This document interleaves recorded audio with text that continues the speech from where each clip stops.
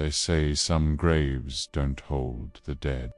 They hold what the living are too afraid to face.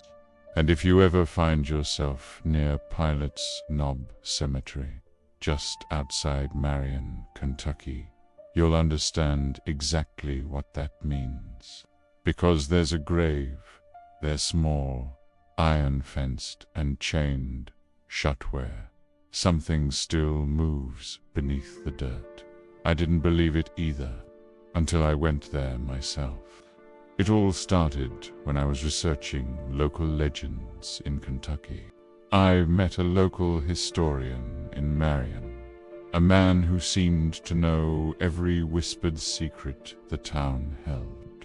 I asked him about the strangest tale he knew, and his eyes darkened a bit. He leaned forward and said, "There's a grave at Pilot's Knob. It doesn't keep her in. It keeps you out." He told me a story dating back to the early 1900s, about a 12-year-old girl named Mary Ellen.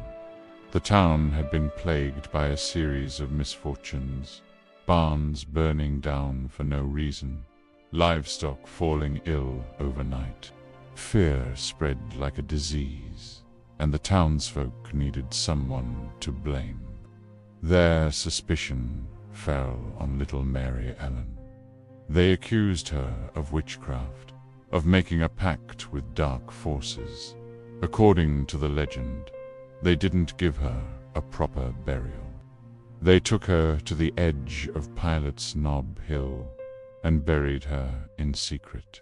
But their fear was so great that they built an iron cage over her grave and wrapped it in heavy chains, convinced it was the only way to keep her restless soul from rising. Honestly, it sounded like classic folklore, a spooky story told around a campfire. But the historian's seriousness got to me. He described the grave so vividly that I had to see it for myself. So I decided to go. I arrived at Pilot's Knob Cemetery on a cold evening in late October. You know the kind of day I'm talking about. The air is heavy and still, and the silence feels louder than any noise. The sun was setting, painting the sky in shades of orange and deep purple, casting long, skeletal shadows from the ancient trees. The cemetery was completely deserted. It was just me, rows of weathered headstones, and the unsettling quiet. I found the grave exactly where the historian said it would be, set apart from the others. It was a heartbreaking sight, a small rectangular plot of earth, surrounded by a fence of black, wrought iron bars that were rusted with age. A thick, heavy chain was wrapped around the gate, secured with a massive, old-fashioned padlock.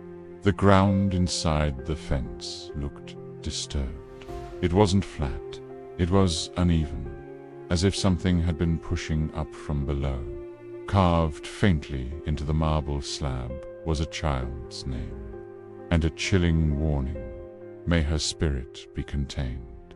As I stood there, reading those words, the wind began to pick up, rustling the dry leaves on the ground. And that's when I heard it. A whisper, so faint I thought I'd imagined it. It sounded like a child's voice, carried on the breeze. "It's cold down here." I froze, every muscle in my body tensing up. I scanned the cemetery, but there was no one there. Shaking it off as my imagination running wild, I set up my camera on a tripod. The light was fading fast, and I wanted to capture the eerie atmosphere of the place before it was completely dark.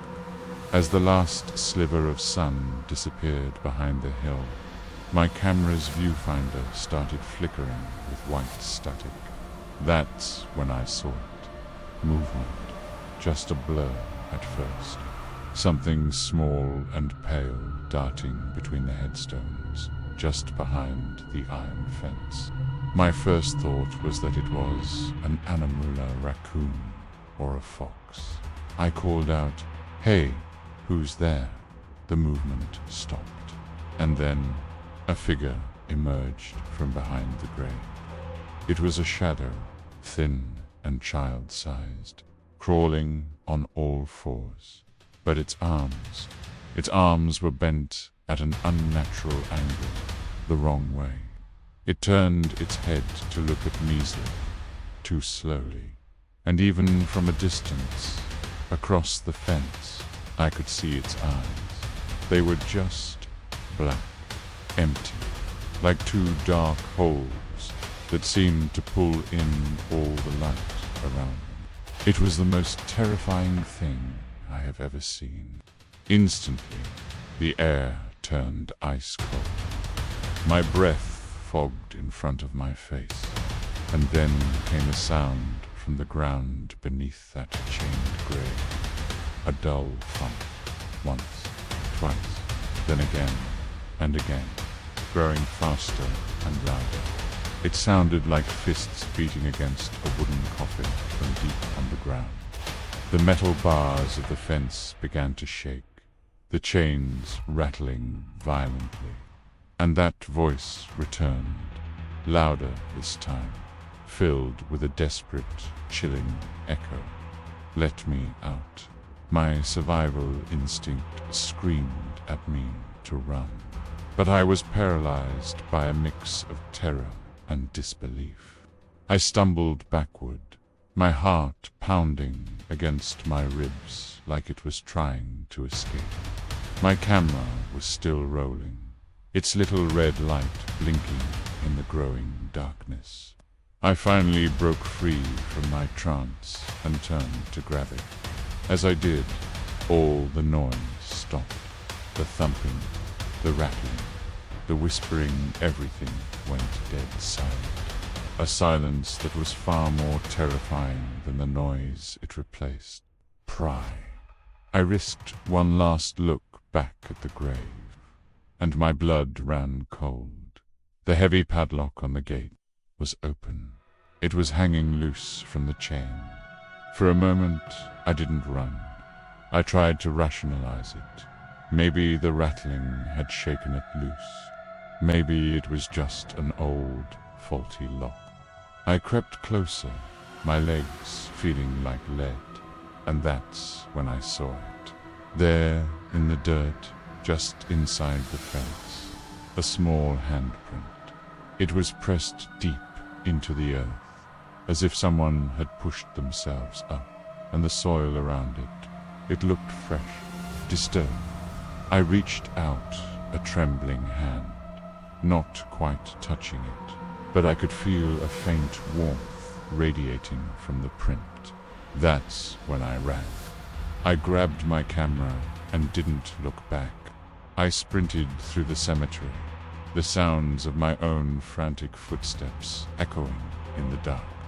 I didn't stop running until I reached my car, fumbling with the keys, my hands shaking so badly I could barely unlock the door.